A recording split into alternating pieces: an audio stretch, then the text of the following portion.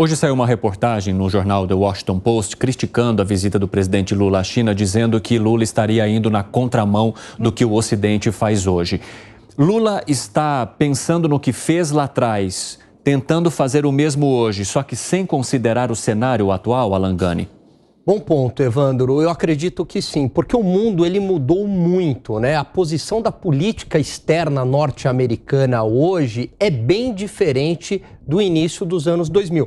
Outro ponto aí é que hoje a China, do ponto de vista econômico, do ponto de vista militar, também incomoda muito mais os Estados Unidos do que lá nos anos 2000, né? A China ali, ela estava começando a emergir como uma superpotência econômica. Hoje ela é uma superpotência econômica e também até poderia dizer uma superpotência militar. A Rússia também hoje se reconstruiu, né? Nos anos 2000 ela estava devastada, ela começa um processo de reconstrução ali e hoje ela não é uma superpotência econômica, claro que não, mas é um player, é um país muito importante em termos de commodities, de energia, de petróleo e uma superpotência militar. Então, o Brasil agora, com esse tipo de posicionamento, né? O Lula falar uma barbaridade lá em relação à Crimeia, acreditando que aquilo pudesse mudar esse xadrez geopolítico mundial. E agora, solta uma pérola dessa e detalhe, a reportagem do Washington Post era antes dessa declaração em relação a Taiwan. Até então, o que ele vinha fazendo não tinha nada demais. Era meramente um acordo pragmático comercial, de cooperação no campo econômico, de investimentos. Até aí, tudo bem. É claro que os Estados Unidos não vai gostar, mas ele não está cruzando uma linha. Ele cruza a linha quando ele fala de Taiwan. Piperno, quer acrescentar algo? São muitas coisas aí, né? Primeiro, essa reportagem citada é aquela que eu mencionei aqui ontem, é que hoje isso ganhou repercussão aqui no Brasil. Mas está lá íntegra, enfim, no meu Twitter, essa matéria do Washington Post. E veja, essa matéria do Washington Post, traduzida, aliás, pelo jornal Estado de São Paulo, está na edição do Estadão de hoje também, que tem como título, o título que o Estadão publicou hoje. O Ocidente esperava Lula como parceiro, mas ele tem planos próprios.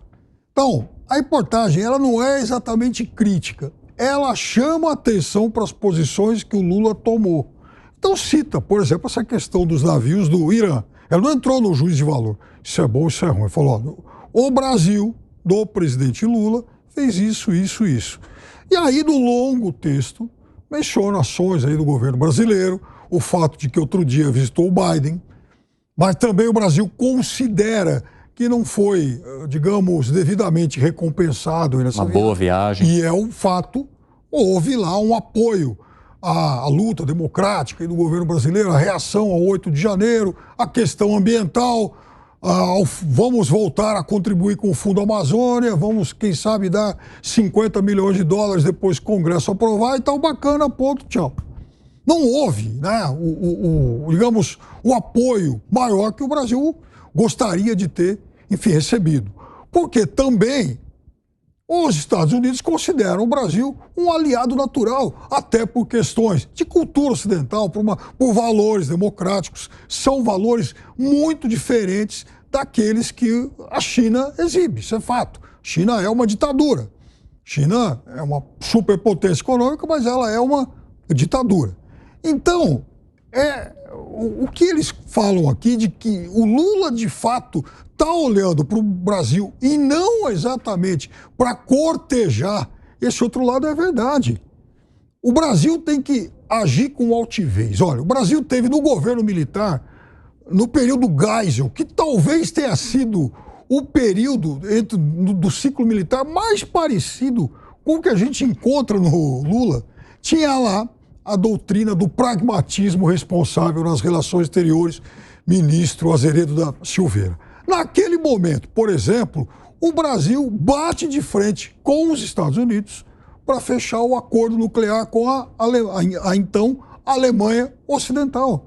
E isso, na época, se falava que ia gerar uma série de problemas para o Brasil. O fato é que não pode ter alinhamento automático. Tem que se alinhar aos interesses brasileiros. Secretário, quer colocar mais algo antes da gente jogar o próximo assunto? Quero. Duas coisinhas. A primeira é que nessa matéria simboliza o apoio da Rússia, mesmo que apoiou através da Carta da ONU, recepção dos navios de Irã, essa questão agora da China. Pergunta, e compartilhando o que o Pipeno mencionava, se tivesse voltado os Estados Unidos com apoio financeiro, alguma promessa, então não teria reconhecido uma só China. Então é complicado. Agora, eu consegui, você viu que está tendo a discussão se vai ter uma moeda única. Sim, entre China e Brasil. Eu já descobri qual é a moeda entre a Argentina e o Brasil. Tenho aqui. Posso mostrar? Lá vai. Aqui, ó. Mostramos aqui nessa câmera, a ver se dá.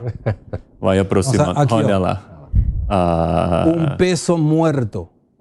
O peso não vale nada. O Brasil está fazendo acordos com... Isso foi do Emílio, tá? Do Pânico, que me deu com muito carinho. Mas já tem questões econômicas entre China e Brasil. Já operaram, eu pesquisei, tem operações em yuan também. Ou seja, não é nenhuma descoberta essa possibilidade de fazer acordos para uma moeda única, se quiser, ou intercâmbio entre as moedas. Seria um peso morto, Não, Piper?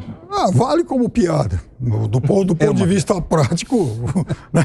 Mas, veja, o Brasil tem um comércio, um fluxo comercial de 170 bilhões de dólares por ano com a China. Agora, enfim, o secretário tem razão, já há comércio em yuan, a ponto, inclusive, do yuan, eu disse isso aqui ontem, já ser a segunda moeda nas reservas internacionais. Enfim, a fazer parte das...